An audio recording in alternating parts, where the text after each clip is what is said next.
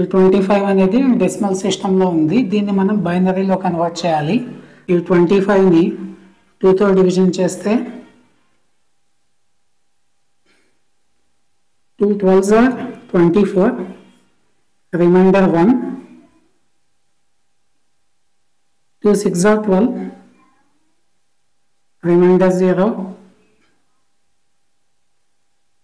2 3s are 6, reminder 0, 2 1s are 2, reminder 1. So ఇక్కడ నుంచి మనము డౌన్ నుంచి అప్కి నోట్ చేస్తాము. 1 1 0 0 1. సో ఇది బైనరీలో దేనికి ఈక్వల్ అంటే డెసిమల్లో 25కి ఈక్వల్. డెసిమల్లో 25కి ఈక్వల్.